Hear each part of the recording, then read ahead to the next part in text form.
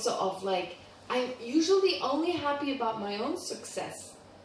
I'm not happy about the success of others. In fact, it could actually make me unhappy if I have a tendency to be jealous, right?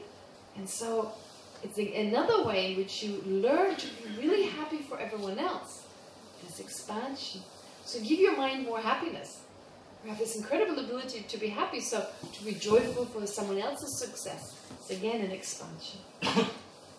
Whereas afflictions do not expand the mind. It's the opposite. It's the opposite. They very much restrict the mind. They take out all that energy. They take away our energy. Plus, they give us a very narrow view. Right away, there's like a sense of, oh, this person, like we don't see the person for who they are any longer. We just focus in on some negativity, for instance, when we're angry. You ever notice? Right? The mind is kind of like closing down. So therefore, it's so interesting how anger and ignorance go together hand in hand. When we're angry, we're no longer able to see things for what they are. When we're loving, kind of opens up our mind to a better understanding, to a better perception of things. But again, that needs to, only through your own experience can you really get a sense of that. Okay, so. Then the other one, as Leora said, well, naturally abiding, it's just saying our mind does not exist permanently, intrinsically, in and of itself. So actually when you look for your mind, you really start looking for your mind, you won't find it. Which sounds contradictory here, but of course it's only just saying you don't find something truly in and of itself existing there from the side of the object. The mind is just as relative as everything else. And so that is important to be Buddha nature, but that's very difficult. Why that is Buddha nature? Our first thought is, yeah, the mind, of course. Having this mind means we have Buddha nature. Okay, I can take that, having this mind. But to think that the emptiness, the lack of intrinsic, inherent existence of this mind, that is Buddha nature. How could that be Buddha nature? And that is very difficult. That's very challenging, very difficult to understand. And hopefully this will become clear here. This is why we don't start with that in the beginning. We hear different views first, and then slowly go in that direction. But actually, it's the main, it's the principal Buddha nature. The ultimate nature of our own mind is the real Buddha nature. And that seems difficult. And it is very difficult. It is extremely difficult. Okay. So, what is it? It's the sentient being's mental consciousness. So, sorry, it's the emptiness of our mental consciousness, of the narrative. I asked you before, think about it, reflect upon it. What is that narrative? What is that consciousness? What is the one we're very aware of? Most of the time, we're actually to some degree aware of it. So the emptiness of that, the lack of inherent existence of that is Buddha nature. It's the principal one. The other one is also Buddha nature. So why is that? For two reasons, actually. One reason I mentioned here. The other one I didn't, because it's harder to explain, and it'll come up anyway. But here it's directly explained. So what could be the reason? What do you think? How could the emptiness, how could the lack, the actual nature of your mind, be responsible for enlightenment?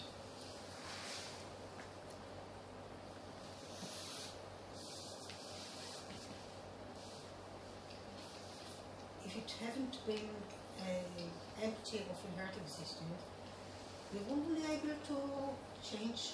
That's it. If our mind were not empty of inherent existence, we couldn't become Buddha. If our mind existed the way it seems to us, as like something solid, something intrinsic, something absolute, we couldn't become enlightened. That's not the only reason. There's another reason.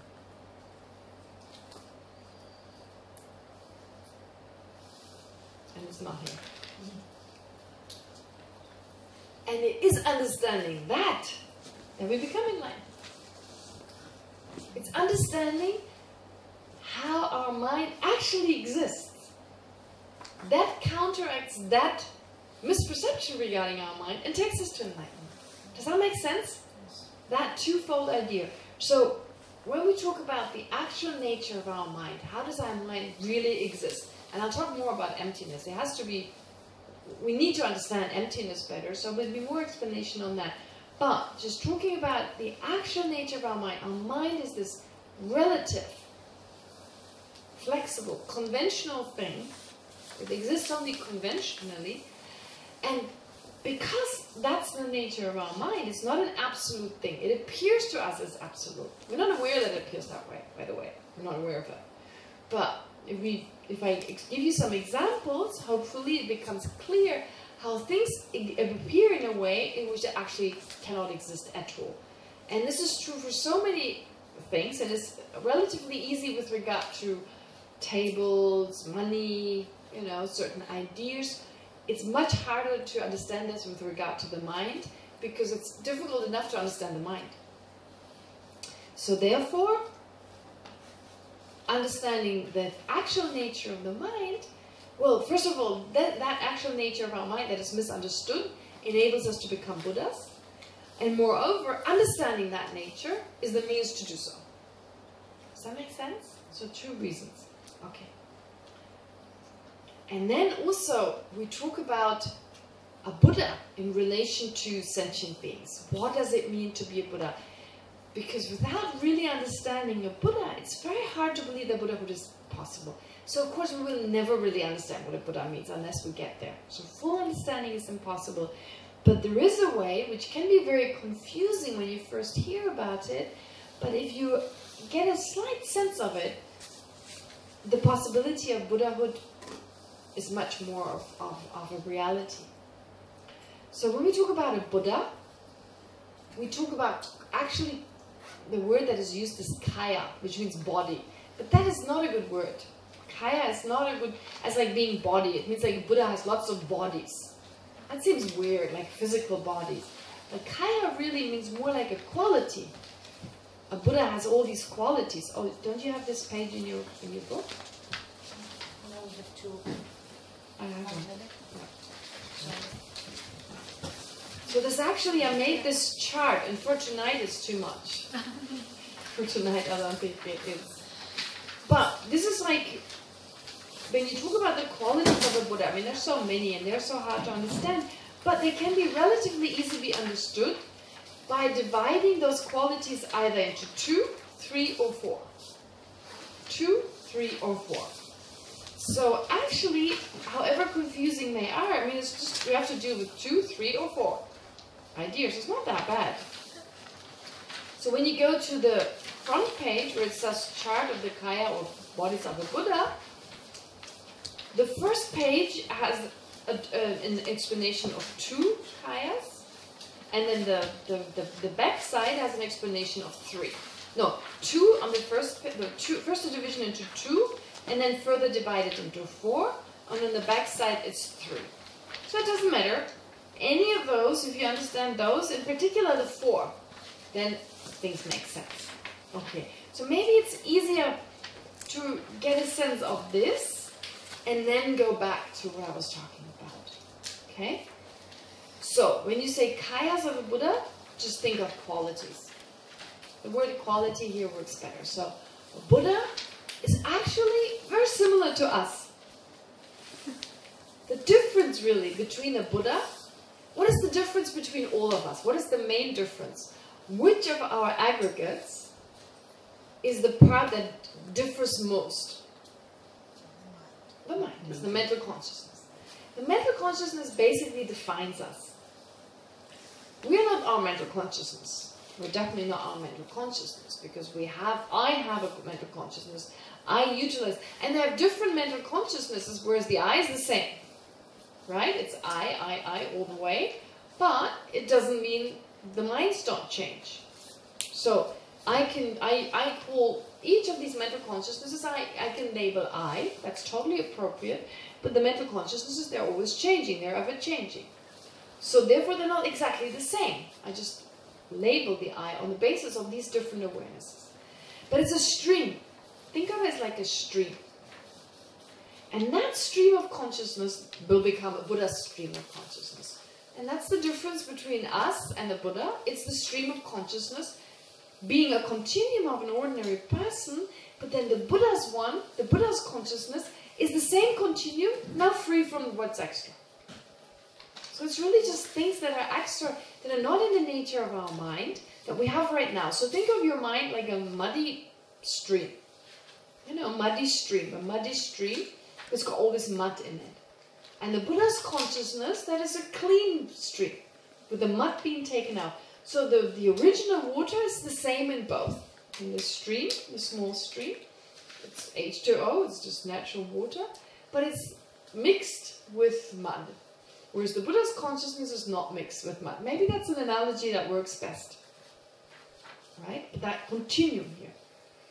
So if you think of it that way, that the Buddha's consciousness, that your future Buddha state, your future Buddha, actually we talk about an object of refuge, not just the Buddha who's here right now, or who has existed 2,500 years ago, but we also take refuge in our own Buddha, in our future Buddha.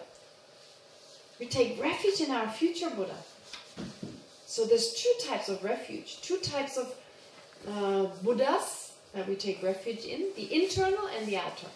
The outer is someone other than us, who shows us how to take it, how to go there.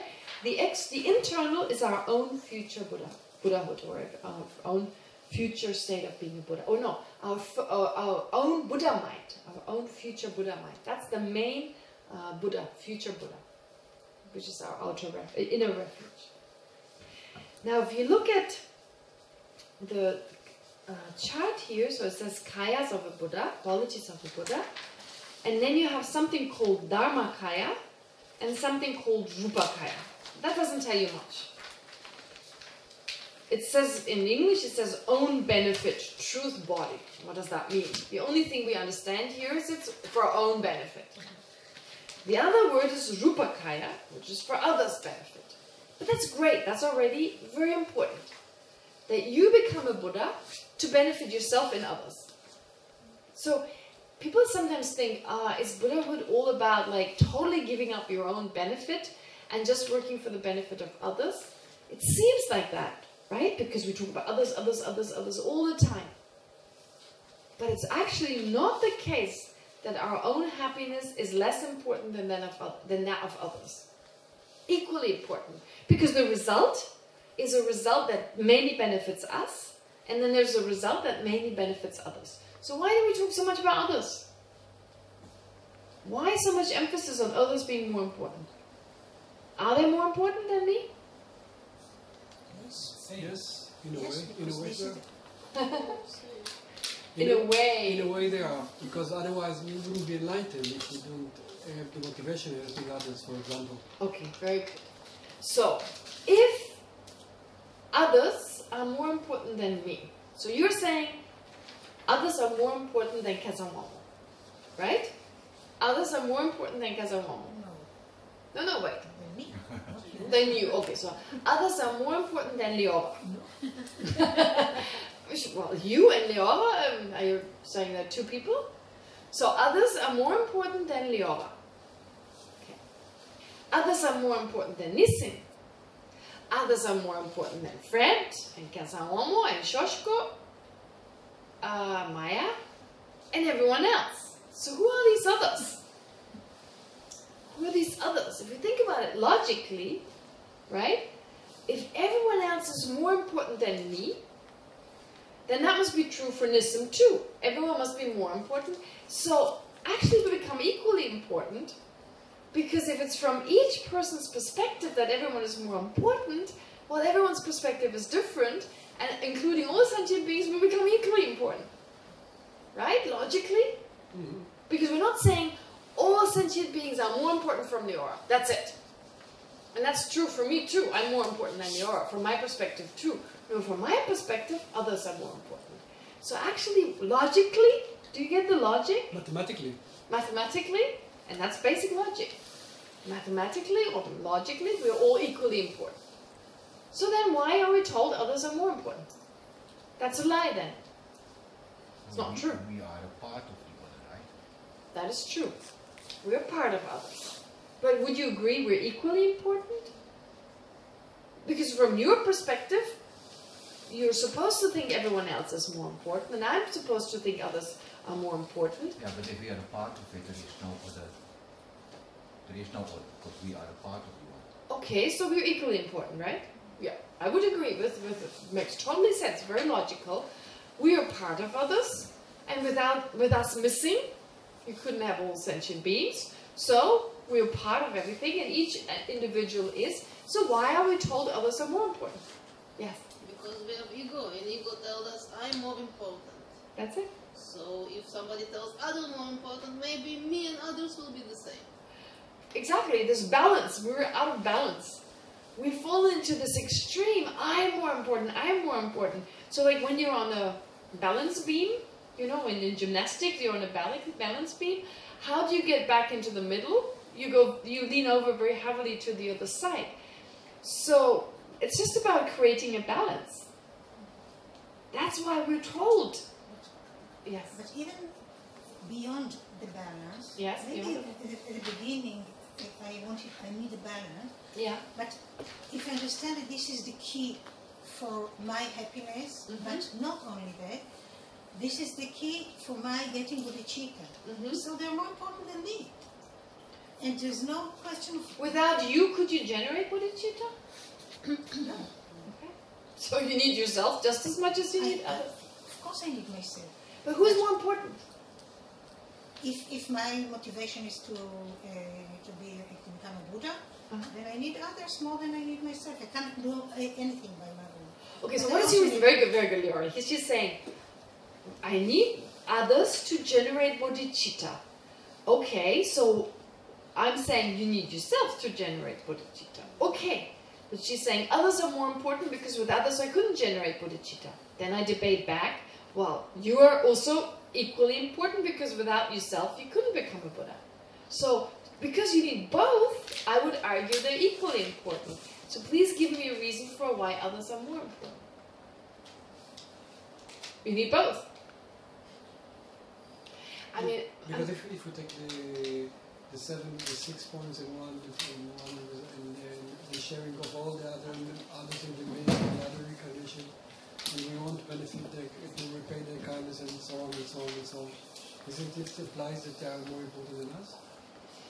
We're supposed to think along those lines because exactly as she said before, we were so much we think since beginning this time we've been thinking others are more important, or I'm more important, I'm more important. We need to balance it out now, to just put the mind in the other. But a Buddha, I mean, it's not even about, I mean, if there's danger, of course, if I say we're equally important, we go, yeah, actually, and then we go back to I'm more important. There's that danger.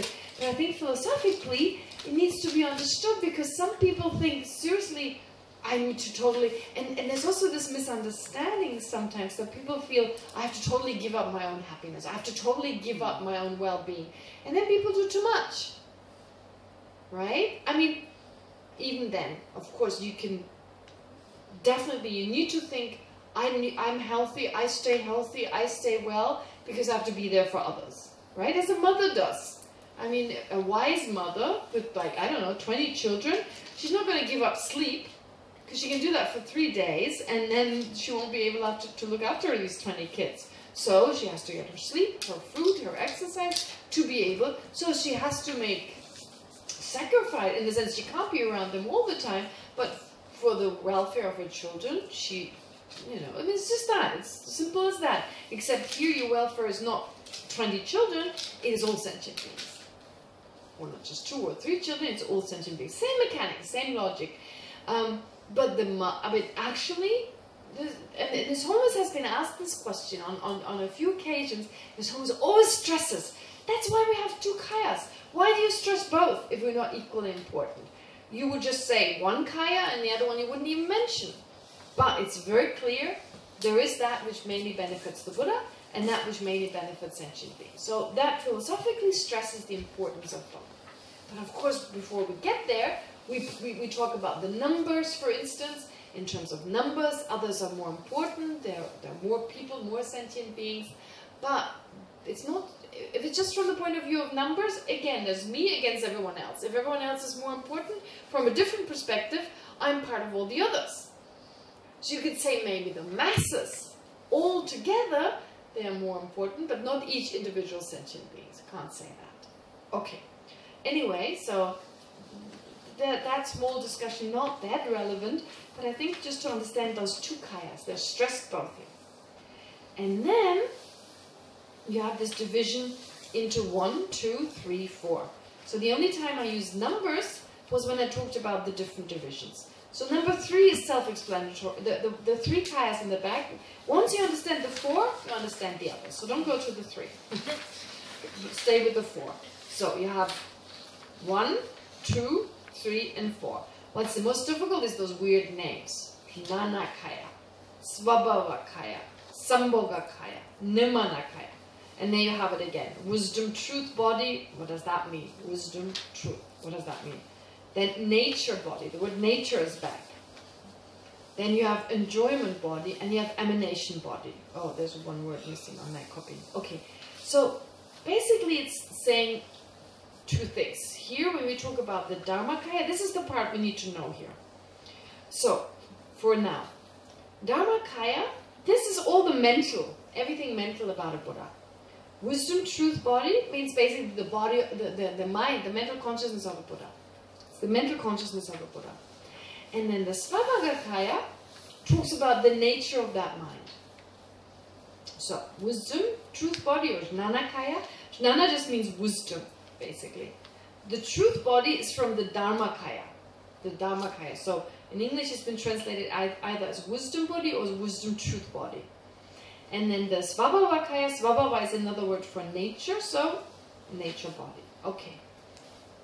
So here, when we say the Jnanakaya is the omniscience, the mental consciousness of a Buddha, which realizes all phenomena. It's omniscient, so it realizes the ultimate nature of phenomena, the ultimate truth, and it realizes the conventional truth of phenomena. It realizes the ultimate nature of things and the relative truth of things. Okay, so those two aspects. Alright, and then you have the Svabhavakaya, and again this is divided into two aspects, two parts of the nature of the Buddha's mind. One is the lack of inherent existence of the Buddha's mind. Again, stressing that. In the same way as our mind lacks inherent existence, does not exist truly, does not exist absolutely, so that was the Buddha's mind. Right? In terms of its ultimate nature, my mind is not different from the mind of a Buddha. And at the same time, so that is the nature body of natural purity. It's the Svabhavakaya of natural purity. It's natural like that. It's always been like that. The continuum has always lacked inherent existence. So whether it's the river that's polluted, doesn't exist inherently. Whether it's the mind of a Buddha, that's like the clean river, doesn't exist inherently.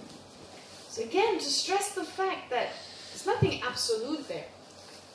Although we have a tendency, yeah, maybe my mind doesn't exist inherently, but surely the Buddha's body, the Buddha's mind, must be a little bit more real. But none of them, they're in the same way, that can't be found. When you look for the actual mind, you don't find anything. Okay. Now, that's true. Sorry, so they're identical? Are they identical? The naturally abiding Buddha nature and the nature body of the natural purity, same? Okay, very good question. Are they the same? I ask you the same question. Is the emptiness of yesterday's table, the lack of inherent existence of yesterday's table, and the lack of inherent existence of today's table, are they the same? Yes. Are they the same? Yeah. Is my lack of inherent existence and your lack of inherent existence the same? Is the lack of inherent existence of this flower and the lack of inherent existence of this cup, are they the same? Is emptiness impermanent? No. So they're the same. So they're the same? How are they the same? Is the lack of me being a monster the same as the cup lacking the characteristic of being a monster? Are those the same? Me not being a monster and that not being a monster. It's a bizarre thing to say, but But they're different because there's another object. There's always empty of something, a certain phenomenon. Empty of empty of something, which is not a phenomenon. Empty of something that doesn't exist. So empty of being a monster, or empty of being blue, a characteristic, right? So I say I'm not blue, and this is not blue. So this cup has a characteristic of lacking the characteristic of being blue. It sounds weird to talk like that. We don't talk like that usually. We don't usually use negatives so much, but they're still true. This is not blue, and I'm not blue. So this is a characteristic of being, my lack of being blue. This is also a characteristic of this cup, the lack of this cup being blue. But those two characteristics, are they the same? The lack of being blue of this cup and the lack of being blue of... Is this the same? Synonymous? No, it's not, right? Because one is based on me. It's my absence of being blue. And one is the absence of being blue of this cup. Right? So I could also say me being impermanent, Maya being impermanent. Are they the same? No. Does that make sense? I don't know. It depends where you look, which angle you look at it. In the sense of impermanence, for example. Yes. Yes. So you're impermanent and I'm impermanent. So on the impermanent side, it's the same. But your impermanence is different than my impermanence in the sense of the object. Okay, very good. So we're the same in being impermanent, but your impermanence and my impermanence are not the same. Right? That's it. That's very true. So we're just designating impermanent. Yeah, please ask. If there's a word not clear, please take the time to check. So, therefore, her changing moment by moment, and me changing moment by moment, and this takes us to emptiness, actually. This is very interesting. When you think, I'm changing moment by moment, and Maya is changing moment by moment, it seems to be the same thing, right?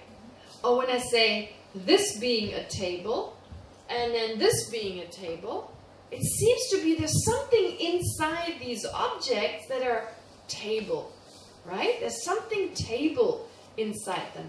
But actually, that is just a name. We give the name table to this object and to this object because of similarities. But that which makes this a table and that which makes that the table is totally different. Does that make sense? So when I say Maya is a human and I'm a human, right? We designate the word, we give the name human because she has certain characteristics and I have certain characteristics and they're similar. But her being human is totally different from me being human. If that is true, so with human it's kind of easy. It's easier to understand. Now let's take impermanence. Her changing moment by moment and me changing moment by moment are very different because what's changing is totally different. That which is changing is totally different.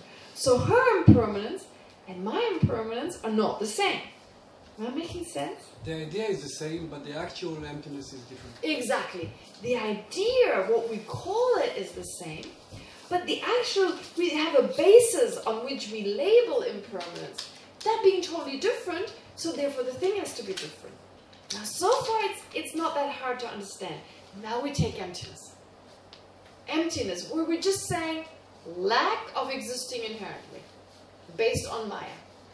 Lack of inherent existingly, based on me. Well, that lack of being inherently existent labeled on me must be different to that labeled on Maya, right? In the same way as her being human and me being human is different. So the characteristic of being human, although we call it the same, in actuality, hers is very different from me. So my lack of inherent existence, based on this unfindability of something inherent, because what you're looking for, you're looking for something inherent within my body and mind. And what I find is the absence of that. That must be different to what you find when you look for Maya. Okay? Now taking it back to the continuum, yesterday Maya and today's Maya. She's totally changed. The cells in her body have changed. Her mind has changed. So the basis, on the basis of which you look for something inherent, is different. Which is why the emptiness of yesterday's Maya and the emptiness of today's Maya must be different. If that's true, my mind's emptiness and my Buddha's mind emptiness must be different.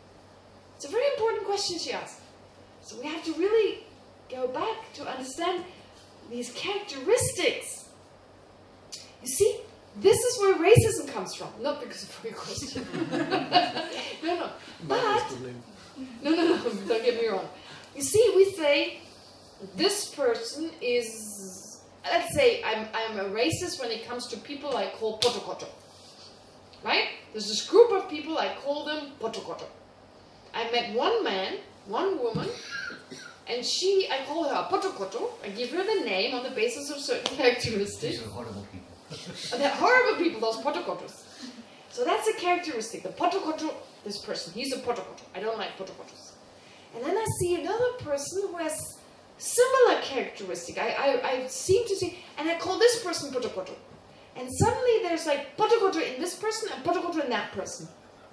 And so I don't like this person because that's a potokoto and this is a potokoto. And of course we do it with like black people or people from certain countries or with a certain religion or with a certain habit or what have you. But actually, in actuality, the thing that I label potokoto on is very different in each person. But to my mind, it becomes the same. This is another sign of finding something inherent. I just gave that label potokoto, right? Because of similarities that are totally different in those. Actually, when you look precisely. But I don't see how they're so different. I just see similarities that I label. And so therefore I label both potokoto. And now I believe there's some potokotoness inside both of them. Am I making sense? Can you see how this works? So this, I think, is an important part of emptiness, actually. It's an important part of emptiness. So therefore, we talk about the lack of inherent existence of me and the lack of inherent existence of Maya. They're different because the basis is different. And emptiness is also just labeled. It's just labeled based on the fact I don't find something there. Just a sec. So therefore, the emptiness of my mental consciousness right now, the polluted river, is not the same as the emptiness of the unpolluted river. Yes, please.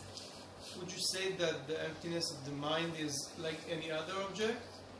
Let's say if there are different levels, or would you say that it's kind of a meta-emptiness because the mind is the one that is thinking about the emptiness of the other objects? Am I making sense? Yeah, I think you're making sense. I believe I understand the question. So is the emptiness also just created by the mind? Is that your question? Like me saying table, that is just me calling it a table. There's nothing found that really says table. That's true for emptiness too. That's true for emptiness too. Emptiness is just labeled. But that doesn't make it untrue. That's very difficult. That's the middle way. I can almost see your mind falling into two extremes. It's not there. Or must be truly there. It's easy with the table.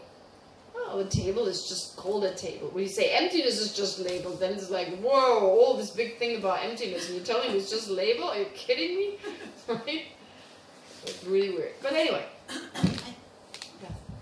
I didn't understand the answer to Maya's question, and maybe I didn't understand the question. So Maya, I'll ask the question. Yeah. No, but Maya, can you ask one more time your question? Did you get the answer? Yeah, I got the answer. Okay, what's your question again? And then explain your. Sure. Okay. Okay, See if she I ask. okay, you ask your question. But I still want. Okay, go ahead. Yeah. Because we started by studying the meaning of Buddha nature, and we said that the main one is the natural abiding, and the main thing there is the emptiness of being in organism. Here we're studying about various aspects of Buddha, and we call it kayas. And one aspect is the emptiness of the consciousness, which is what we studied before. So why can't we say it's the same Buddha nature that we talked? Here it presented as one aspect of the Buddha. Is this Buddha nature? Does a Buddha have Buddha nature? The emptiness of the mental consciousness of a Buddha is one aspect of the Buddha? That is true, but her question was, is my emptiness of my consciousness the same as the emptiness of my future Buddha's mental consciousness? If that was the question, then I understood that you gave me the answer. That was your question, right? That was your question. But my question is, so it's a different question? Okay, it's a different question. So her question was basically, it's really, she right away got to something, and it's important how she got there, because it's very important how, this is a very big debate actually. So when you look at this river, if you look at this river, the polluted river and the clean river, there's this connection, it's a strong connection, it's a continuum. And we see that strong connection, and then I'm told both lack inherent existence. And right away the mind goes, oh, they're probably the same. Because ultimately they have the same nature, right? That's that tendency. So it's very beautiful how, actually there's a very good reason she thought along these lines. Because we have a bit of a problem, this middle way, right? It's like my mind is not the mind of a Buddha, but I have already everything there that a Buddha's mind needs. And both lack inherent existence. So really they're the same. But no, there is a difference. There has to be a difference. So that was the question she came up with. Now, I'm explaining this here. Why am I coming up with this? So the question that Maya had was relevant because this is a very natural question and it has to be asked. But why am I talking about this here? I talked about Buddha nature a moment ago, and now, and I talked about, okay, my mind becomes a Buddha's mind. That was all clear. Why do I suddenly mention the thing I call Buddha nature in me, describing that as a kaya in the continuum of a Buddha? Why? Why? Why is that relevant? That's her question, basically. So, it's clear to me, my mind is in the nature, it has everything to become a Buddha. My mind is just having a few extra misperceptions, a few extra afflictions, a few extra tendencies and imprints. If they were gone, if I could just magically make them go away, I would have a Buddha's mind. That's really it. It's not difficult, it's just difficult to get there. Right? It's difficult to remove what's extra, but that's the meaning. That's the meaning of all the explanations we receive about our mind and the Buddha's mind. It's just all this extra stuff that's not supposed to be there. It's not in the nature of the mind. Just as the mud is not in the nature of the water. Same example, right? It's a different molecule altogether. It's not H2O, the mud. So, why do I suddenly, after I talk about my mind becomes the Buddha's mind, so my mind lacks inherent existence, right? That's my Buddha nature. Why do I suddenly talk about this nature body of natural purity, which is similar, being an emptiness, a lack of inherent existence, but this time that of a Buddha? Why am I talking about this? As a quality of the Buddha. Why? What do you think? Why am I mentioning that? There's a quality of the Buddha. Yeah, but why mention it specifically? Why? There's so many qualities of a Buddha. But this is, you can give hundreds of qualities of a Buddha. But you choose 4, and one of them is this. Right? Basically, okay, the great mind of the Buddha. Yeah, that needs to be mentioned. Of course, no doubt about it. The great mind of the Buddha. Why don't we talk about the impermanence of the Buddha? Why don't we talk about the impermanence of the Buddha's mental consciousness as a kaya? We choose the emptiness. Right? It's just one characteristic of many characteristics. Why do we choose the lack of inherent existence, the emptiness of the Buddha's mind, as a kaya, and we don't use the impermanence of the Buddha's mind? Why? Did you get the question? We choose one random characteristic. Actually, It's not really random, it's really a heavy one. it's a really heavy one. Okay, it's a heavy one. Good already. He's already saying it's heavy. It's more It's the important. most important. Yeah. Well, let's look, just to get that understanding. So, actually when we talk about a Buddhist quality, what do we say about a person? What makes a person? What are the ingredients of a person? 5 aggregates. Body and mind. Very good. Body and mind, 5 aggregates. Very good. You can talk about it, body and mind, to keep it simple, or make it a little bit more complicated, 5 aggregates. Now, does a Buddha have 5 aggregates? Yes, of course. The Buddha also have 5 aggregates. Which one is he missing? Which aggregate does the Buddha miss? The body. He doesn't have a body? Buddha Shakyamuni didn't have a body? No, they say that it doesn't have a body. 2 arms, 2 legs? It doesn't have the body as we have the body. It's an enlightened body. That doesn't mean you don't have a body. An uncontaminated body is still a body. Right? The 5 aggregates, the Buddha has the 5 aggregates. That's why we talk about in Tantra, the 5 Buddha families. Vairochana, Ratnasambhava, and so forth. They talk about those 5 Buddhas as the 5 purified aggregates of a Buddha. Yeah? 5 aggregates. The 5, there was 5, 5, 5. 5 purified aggregates of a Buddha. So this explanation exists. So there's no contradiction, it's just a different way of looking at a Buddha. Pure body, pure feeling, pure discernment, pure compositional factor, pure consciousness. We all have, otherwise we couldn't become Buddhas. Those 5 aggregates we have now, they become purified. The body and mind of the Buddha, so similar to us in the sense that because the mind is purified, the body is purified. Because our mind creates our body. Our mind creates our body. This body is a creation of my own mind. Not that my mind went like, oh, add a little bit need, add a little bit here, add a little bit there. No, it's the actions that I accumulated that are responsible for this body. So mind creates the body. My previous life's mind is responsible for the body I have this life. Okay. So, a Buddha's mind also creates a body. Also creates a body, but not out of afflictions, out of a pure mind, out of compassion. You have the same mechanism. Mind creates body. But it's a different body, because the creator is different. So 5 aggregates are the same. Please don't forget, because when you get to Tantra, we talk about the 5 purified aggregates of a Buddha. Right? You have those in the same way. But when we talk about the 5 aggregates, we just talk about body and mind. That's it.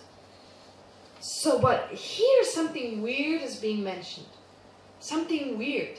You take the body and the mind as a basis and describe a characteristic and call that a quality. A characteristic. You see the difference? Right? We say mind and body. So my mind, my consciousness, it has certain characteristics. It changes. It knows its object. So all those are characteristics of my mind. But the main characteristic when I talk about Buddha nature is the lack of inherent existence of my mind. Big deal. Okay? That is said to be a Buddha nature. So we shouldn't just accept it. Come on. Why is my impermanence not my Buddha nature? Without my impermanence, I could not become a Buddha. Right? Why is the fact that my mind knows things, which is also a major characteristic, why is that not Buddha nature? Because without me knowing things, I wouldn't. So why is it emptiness? Why choose that? Why is that the one that the Buddha calls Buddha nature? Right? Don't just accept it. Be very critical. In the debate context, you'd be saying, why is it the lack of inherent existence? Why not take the impermanence? Why not take it the lack of being a monster? The lack of being blue. I mean, that's too random maybe. But, certain characteristics. Why not choose those? Why is that Buddha nature? What makes that special? To really understand Buddha nature, we need to get a sense of that. And secondly, of all the qualities of a Buddha, okay, mind, body, that's easy, okay. But why choose this characteristic? The lack of inherent existence of the body. Why is that such a big deal? Why describe that as a kaya? Sambhoga kaya has two. They describe 2 things. One is the lack of inherent existence of the mental consciousness and the lack of the obstructions. The lack of the obstructions. That's kind of okay. They were there before, the obstructions were there before, now they're gone. That needs to be mentioned. That's very important because that's what Buddhahood is all about. Get rid of the stuff that's extra. That we can get. Why the emptiness? Why the emptiness? I'm not going to answer that. You have to figure it out during the course of those 2 days. Why the emptiness? That's in between sessions. Reason for keeping silence, reasons for making them. Think about this. Try to become aware of the lack of inherent existence of your own mind. what does that actually mean? Are you kidding me? Like, what are you saying?